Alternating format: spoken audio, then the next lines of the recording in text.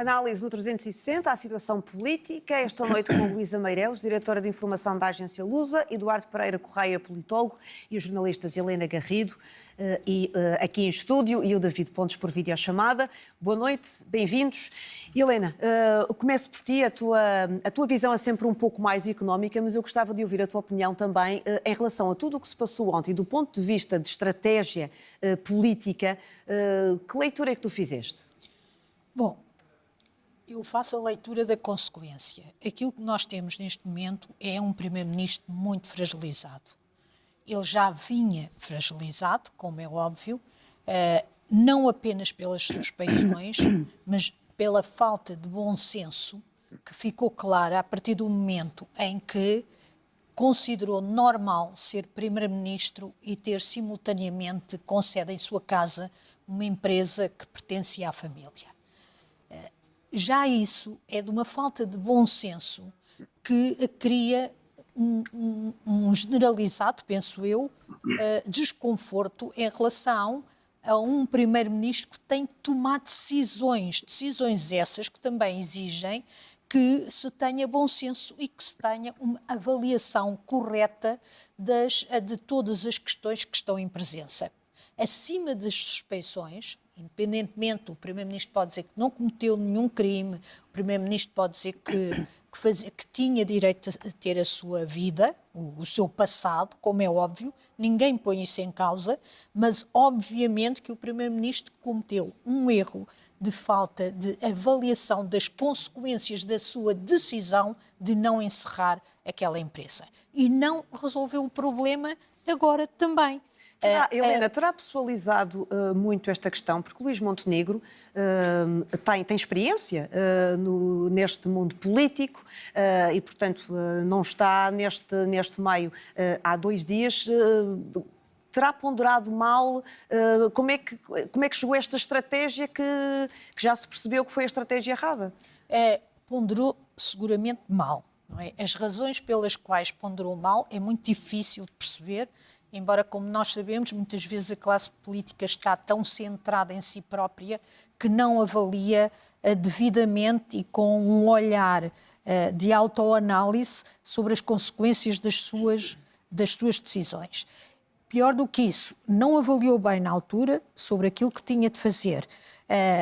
Ele próprio não percebeu que tinha uma empresa com sede na sua casa. É verdade que há muitas pessoas que têm isso, mas não é positivo dar como exemplo de empresa, uma empresa que tem como sede a casa, significando que pode deduzir como despesas da empresa as suas despesas familiares.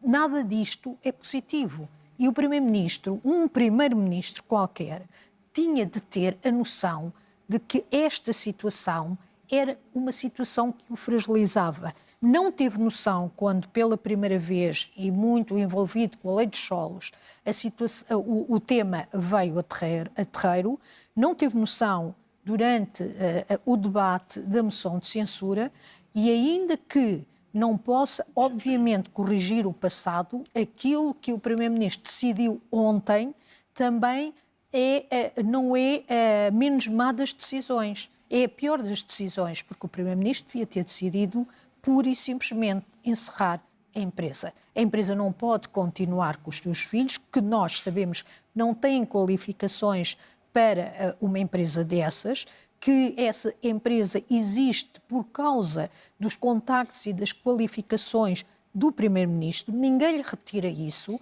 ninguém lhe retira o legítimo direito de ter tido um passado, como ninguém retira o legítimo direito de terem tido passado todos os membros do governo, estes e anteriores. E como ninguém lhe retira o facto de ser Primeiro-Ministro. Claro que agora, como é óbvio, é um Primeiro-Ministro fragilizado com todas as consequências, que poderíamos falar mais adiante, com todas as consequências que isso tem para o país. Eduardo Pereira Correia, ontem havia grande expectativa para saber o que iria dizer o Primeiro-Ministro e talvez o que o país esperasse era o oposto disto que a Helena acabou de dizer, ou seja, que dali saísse daquela sala em São Bento um Primeiro-Ministro com uma confiança e legitimidade reforçadas. Pois, essa era aquilo que todos esperávamos.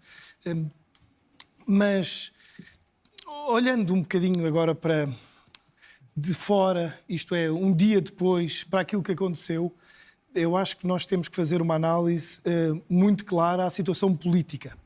Nós temos neste momento um Primeiro-Ministro bastante fragilizado, como a Helena disse, mas acima de tudo com medo de ir a eleições.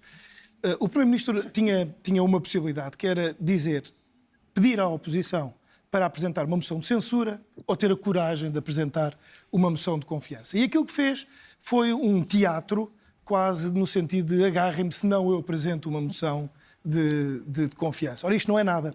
E um Primeiro-Ministro não pode ter a mesma postura que tem, por exemplo, um ministro ou um líder da oposição. Não pode.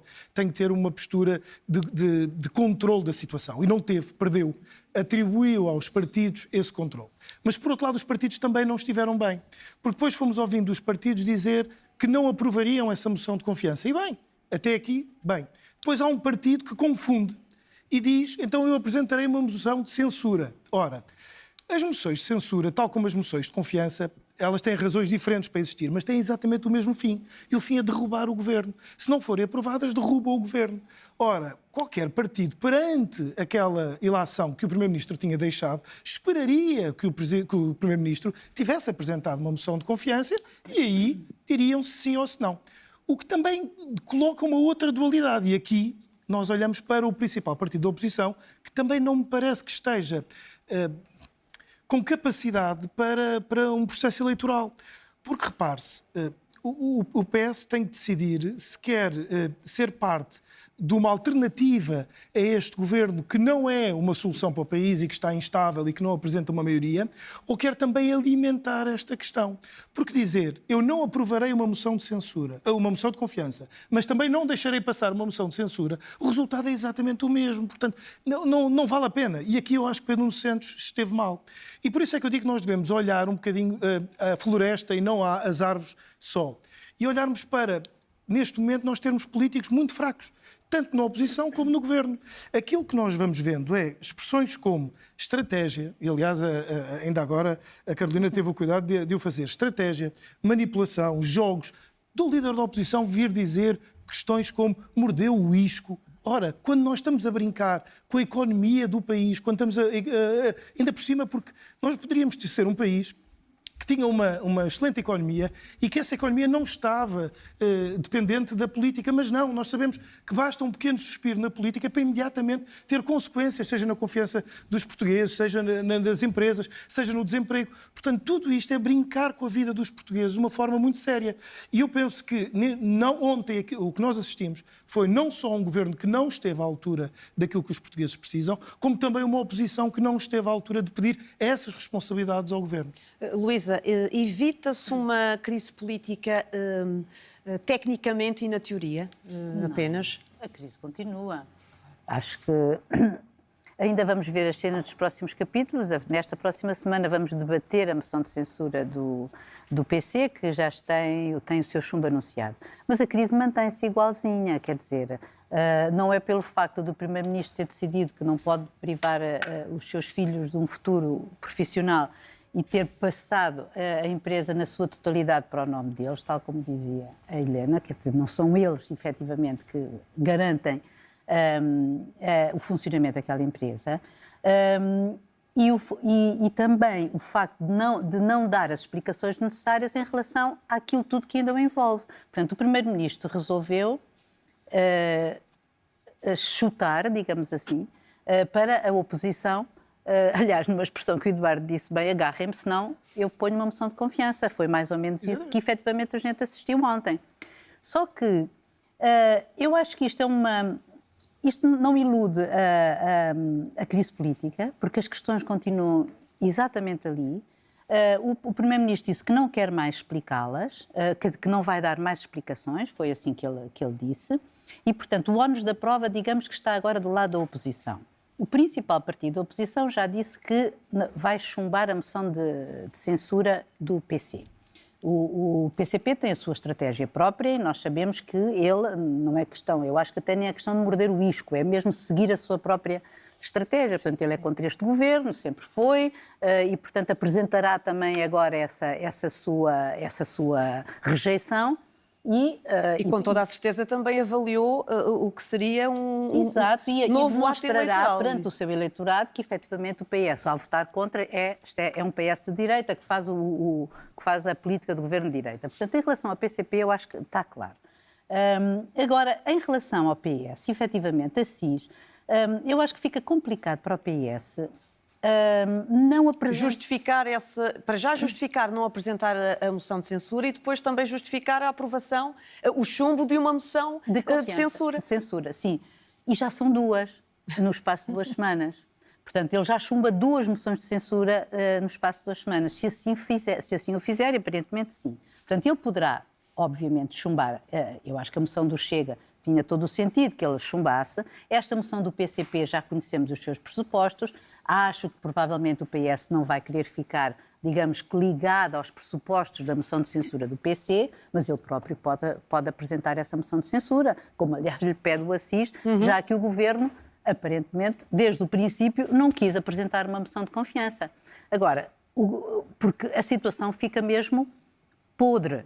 E aí, se a moção de confiança chumbar ou a moção de censura passar, a bola passa para o Presidente da República, não é? Claro. O Presidente da Assembleia da República. Presidente da República. Sim, o Presidente da Assembleia da República comunicará ao Presidente da República que foram chumbadas e, portanto, ele terá que decidir ou convida o PSD a formar um novo governo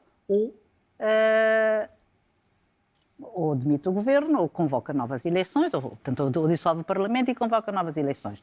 Ninguém quer eleições, isso percebeu-se. Isso ficou claro. Nem o Chega, o próprio Ventura disse isso ontem no seu discurso. Portanto, ninguém quer, mas às vezes as crises aparecem quando não se está à espera e às vezes os líderes também se afirmam nesses momentos. Não é? De coragem. David, bem-vindo mais uma vez. A tua visão também de tudo o que aconteceu ontem, sob este mote desta minha pergunta, que escolha fez ontem o Primeiro-Ministro, na tua opinião, quando anunciou que a empresa ficaria apenas no nome dos 2 filhos e que a situação política teria de ser clarificada no Parlamento? Acho que não clarificou quase nada. Levantou, foi uma cortina de fumo. Temos um Primeiro-Ministro que tem, obviamente, um problema grave em relação às explicações que tem que dar sobre o seu passado, especialmente ao erro inicial de não ter procurado estabelecer uma barreira completa em relação àquilo que era o seu passado profissional e à sua atividade de Primeiro-Ministro. A passagem para os filhos parece-me estar abaixo daquilo que seria o mínimo exigido. Acho que encerrar a empresa ou passá-la para uma gestão fora do espectro familiar seria o normal.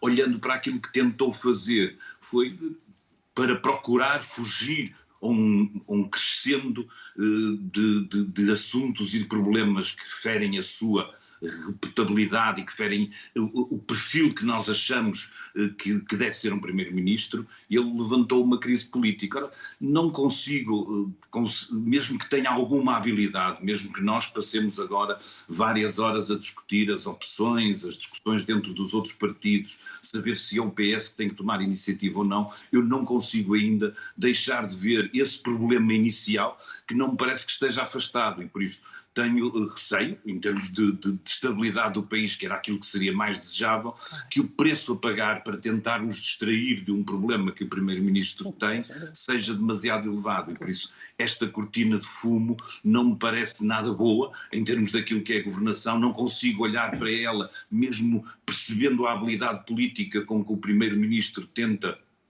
jogar para o lado da oposição o problema com que a manobra mediática de enviar 5 ministros a explicar as explicações que o país precisa que se venham dele, não me parece acho que o preço a pagar por isto é demasiado elevado para o país e de alguma forma é também uma derrota para Montenegro. Ele tem uma maioria obviamente curta, de alguma forma já durante o orçamento namorou esta possibilidade de irmos a eleições antecipadas. Eu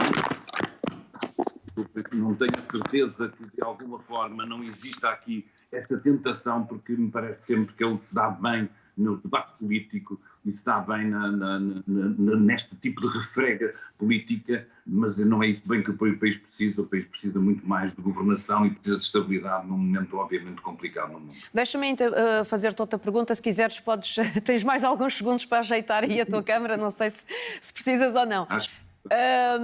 E é muito recente, David, a posição onde esteve este Primeiro-Ministro, há relativamente pouco tempo, na oposição e com críticas ferozes e quase, não diria diárias, mas semanais ou mensais, em relação a ministros de governos de António Costa, com o mesmo tema. Este é um país que andou a escrutinar a qualidade da construção das obras de José Sócrates. Tinha a ver com aquilo que nós olhávamos para um primeiro-ministro e desenhamos o perfil a partir da sua biografia. Ora, Luís Montenegro fez da sua maneira de estar na política e da oposição o combate feroz aos casos e casinhos, exigindo transparência, exigindo ao primeiro-ministro anterior que preenchesse as declarações de incompatibilidades. Eu não consigo entender. É mesmo difícil de perceber, a não ser que haja aqui qualquer coisa que nós ainda não vimos, e eu julgo que durante os próximos dias ou semanas vai continuar a haver um escrutínio daquilo que é o seu percurso profissional, e aquilo que nós vemos ou que vamos percebendo é de alguém que tem a sua vida política muito ligada à sua vida profissional, aos seus contactos, às suas amizades e influências, e no momento que a gente vive não há uma tendência para olhar para isto de forma benévola. Evidentemente o Primeiro-Ministro tem o direito à sua atividade profissional e tem o direito a trabalhar para além daquilo que é a atividade política. O problema é quando as duas coisas parecem tão misturadas que levantam obviamente interrogações.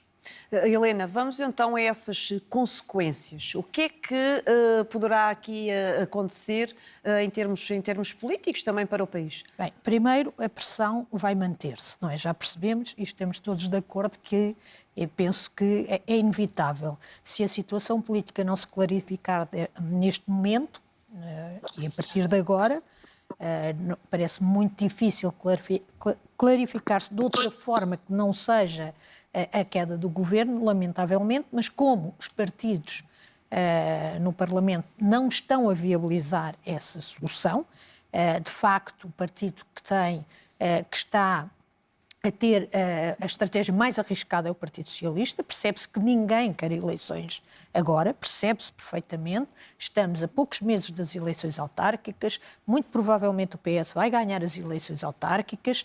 Para si era uma boa dinâmica para depois entrar nas legislativas em 2026, como tudo indica que iria acontecer após a eleição do próximo presidente, mas é arriscada a estratégia do PS porque, e é isso que estão a chamar a atenção, Francisco Assis, João Galamba e de alguma forma até o PCP, está a ser inconsequente, porque não pode estar a dizer ao mesmo tempo que isto é terrível, o Primeiro-Ministro precisa de dar mais explicações, nunca se viu tal coisa na vida política portuguesa e não ser consequente face a essas afirmações. É uma estratégia arriscada. O PCP foi consequente, como aliás enquadra-se daquilo que é o PCP e o próprio texto da moção de censura reflete isso.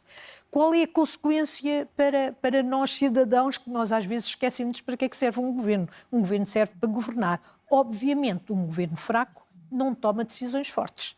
E num quadro destes, nós, se já tínhamos um governo minoritário que não tinha condições para fazer reformas que atacassem interesses específicos, porque em todas as reformas há vencedores e há vencidos. Se já era um governo fraco, porque tinha uma minoria, mais fraco fica, com boa parte da energia concentrada na defesa do Primeiro-Ministro e sem capacidade de dar a volta e de governar. E há decisões muito importantes para tomar. Há decisões estruturais, nós temos decisões como os investimentos na ferrovia, temos decisões como o novo aeroporto de Lisboa, temos o PRR para executar, temos problemas, para não falar nos problemas estruturais que exigiam, esses sim, medidas estruturais, o problema da habitação, o problema da saúde, o problema também da educação e ainda todo o enquadramento em que nós vivemos. Nós vivemos num enquadramento internacional de incerteza muito perigoso,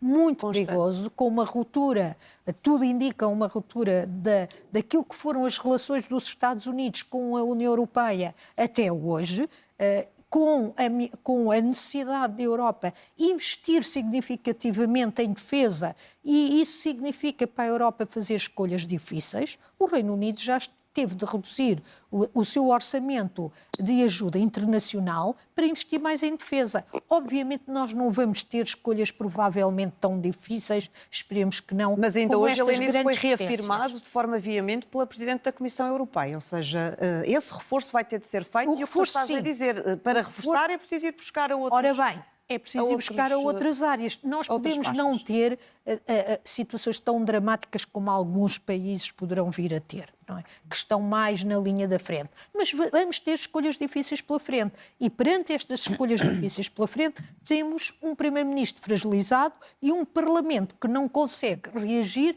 a esta fragilização do Governo, com o LIVRE, por exemplo, a querer atirar a decisão para cima do Presidente da República, porque o Parlamento não é capaz de tomar uma decisão e o próprio Governo não tem a coragem de avançar com uma moção de confiança. Obviamente que as consequências são para os portugueses, independentemente, óbvio, de as economias ibéricas serem aquelas que neste momento estão a resistir melhor ao abalo que a economia europeia enfrenta. Luís, e o eleitorado atento, pelo menos aquele que está atento, e talvez até o menos atento, percebe isto que está a acontecer e também terá dificuldade em perceber o Partido Socialista, maior partido da oposição e que tanto tem criticado o Governo, como é que não apresenta uma moção de censura?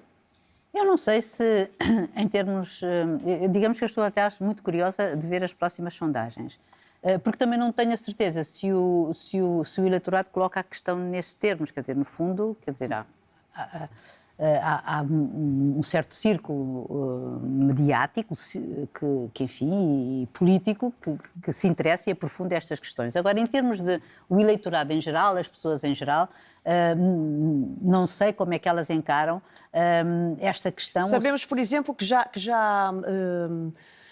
prejudicou partidos que ficaram com o selo da crise política, ou seja, como aconteceu com o Bloco de Esquerda na aprovação de... E, portanto, se nenhum partido também quis assumir, está a querer assumir... Como em 87 e como em 87. O que também estará, provavelmente, na linha de pensamento do Primeiro-Ministro quando ele decide, digamos, colocar no Parlamento e nos partidos da oposição o ónus da resolução desta crise, não é? Agora, evidentemente que, e ontem, quando assistíamos à intervenção do Primeiro-Ministro, quer dizer, a meio do discurso, o Primeiro-Ministro começou a fazer, a assinalar e a registar as várias coisas boas e os sucessos da sua governação, o que é um facto, não é? Agora, de repente, aquilo dito assim, eu até pensei, bom, vai haver uma moção de confiança e vamos para eleições, porque até parecia isso, porque efetivamente este governo, até agora, neste curto ano, ou menos que isso, tem alguma obra para apresentar. É verdade que herdou boas contas e boa situação, etc., mas é um facto. E por isso até parecia isso. Mas não foi essa a opção. Por isso, eu não sei até que ponto é que as pessoas, por um lado, podem dizer deixem-no lá, ele tem uma empresa e tal, e qual é o problema das pessoas terem uma empresa, ou se, ao contrário, as pessoas não vão valorizar isso e vão dizer que sim, efetivamente, não pode ser, porque trabalhar, ser Primeiro-Ministro e trabalhar e receber uma avença, não é? Não estou a dizer que trabalho, não é? Portanto, receber uma avença de uma empresa que, para todos os efeitos, era sua, e tem origem nas suas competências, não é? Como advogado e profissional, acho que depende muito de como as coisas se vão desenrolar. Terão a oposição diariamente, diria eu, a relembrar esse passado sem dúvida, da empresa. E fora o que ainda se vai descobrir, como o próprio David estava a dizer, isto não vai acabar aqui, vão-se descobrir mais coisas, não é? Eduardo, depois há também que ter em conta o papel do Presidente da República, porque está mais ou menos assumido que não iremos para para eleições, mas também não saberíamos se esse fosse o cenário, ou seja, se a moção de confiança fosse chumbada ou uma moção de censura aprovada, teríamos que perceber depois o que é que iria fazer o Presidente da República, sendo que já há um histórico em relação a situações destas. Esta percepção de instabilidade política que se foi agravando nos últimos tempos criou verdadeiramente uma crise política, uma instabilidade política. Ora, isto demonstra desde logo que não existe uma coesão entre os partidos, mas também não existe uma coesão entre as instituições. O Presidente da República não teve a capacidade, de alguma forma, de fazer com que Governo, Parlamento se entendessem no sentido de prestar todos os esclarecimentos, de funcionar, até do próprio Primeiro-Ministro perceber. E eu estava a ouvir a Helena e a Luísa e lembrei-me de uma coisa, que é, tirando alguns pequenos momentos no Chega, nós tivemos até uma boa fé por parte da oposição na análise desta questão. Isto é, nunca se foi ver, por exemplo, o Primeiro-Ministro ser corrupto, por exemplo, estar a receber diretamente dinheiro para tomar ações no futuro.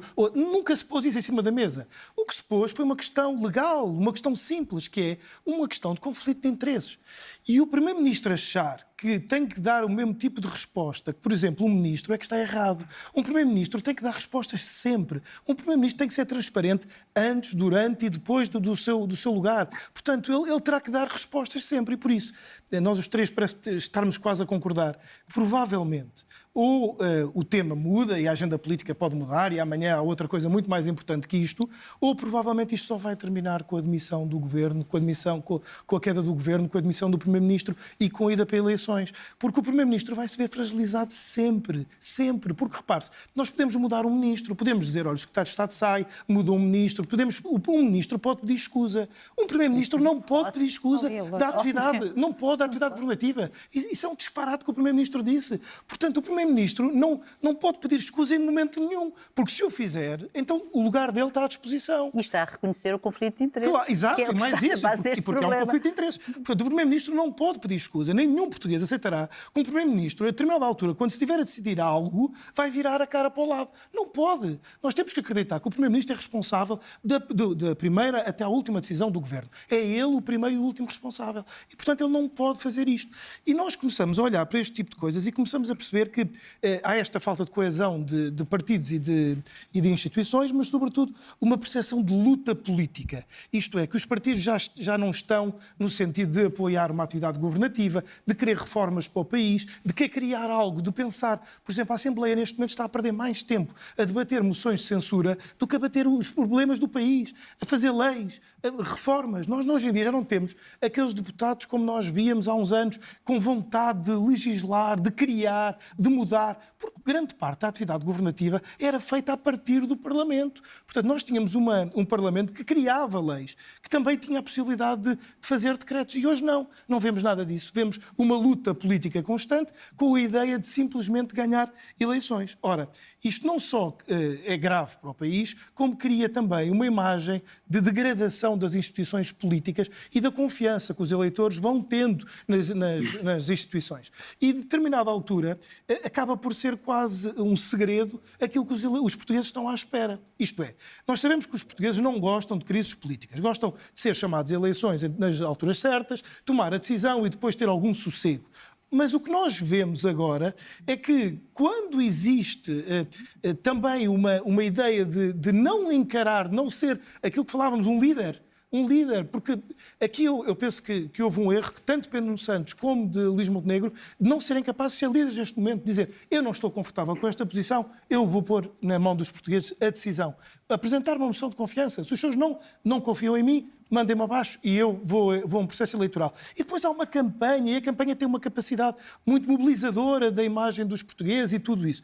Ou, pelo contrário, os portugueses fazem uma avaliação a dizer, este governo não presta e, portanto, vamos substituí-lo por outro, a solução é melhor. E, portanto, também não haver o medo por parte do líder da oposição de dizer, eu sinto que sou uma alternativa e que esta alternativa tem que ser apresentada neste momento. Porque se ele não tem confiança no Primeiro-Ministro, nem na atividade governativa que está neste momento em causa, então tem que dizer, eu sou a alternativa e estou disposto a ser a ir a um processo de eleições e ganhar ou não, mas sem ter medo de ir a eleições, sem ter medo de dizer as coisas. E eu penso que aquele que tomasse essa medida primeiro poderia ganhar bastante. Mas ninguém quer tomar. Ninguém quer tomar, e está por calculismos e por manipulações e por estratégias que não sabemos à partida se estão certas. Esse é que é o problema. Mas ninguém quer arriscar. Ninguém quer arriscar, é verdade. É verdade. David, vês alguma forma, alguma probabilidade, possibilidade de Luís Montenegro conseguir ficar no governo e manter este governo coeso? Não consigo responder assim a uma coisa destas. Acho que coeso e com muita complicação vai tentar. Saber se no final disto tudo o governo consegue escapar, eu acho que precisamos de um bocadinho mais de tempo. O caso em relação ao primeiro-ministro, apesar de ter incompatibilidades que eu julgo que têm que ser sanadas, não atingiu ainda uma gravidade que leve, por exemplo, o partido da oposição, o maior partido da oposição, a apresentar moção de censura. Isso pode acontecer. Por outro lado, é evidente que quando se exige a ação por parte de Pedro Nuno Santos, é preciso perceber qual é o objetivo final de Pedro Nuno Santos, que seria ultrapassar o PSD e conquistar o poder. Eu não sei se as melhores condições para o fazer é ser ele, por motivo ainda não tão bem alicerçado, a apresentar uma moção de censura, e por isso julgo que essa hesitação existirá. Eu julgo que o problema está mesmo do lado do governo, parece-me, e tendo a concordar com o resto do painel, que não lhe restará prazo noutra solução que não apresentar essa moção de confiança. O público também vai adiantar na sua edição da manhã, junto de fortes governamentais, que de alguma forma a questão da moção de confiança se mantém, mas julgo que também estamos aqui perante o jogo político normal de continuar a criar alguma tensão para que a nossa atenção, e desculpem a repetição, esteja voltada para a disputa política e não tanto para os problemas profissionais do Primeiro-Ministro. Agora, eu não sou capaz ainda a esta distância de perceber se vamos continuar a ter um governo PSD. Julgo que há muito pouca vontade de uma série de forças políticas de ir para eleições, o governo AD neste caso, mas vamos ter que olhar para os próximos capítulos. E o Primeiro-Ministro e toda a oposição conseguiu isto, que este painel estivesse todo de acordo. David, Helena Garrido, Luísa Meireles e Eduardo Pereira Correia, obrigada pela análise. Boa noite. Boa noite.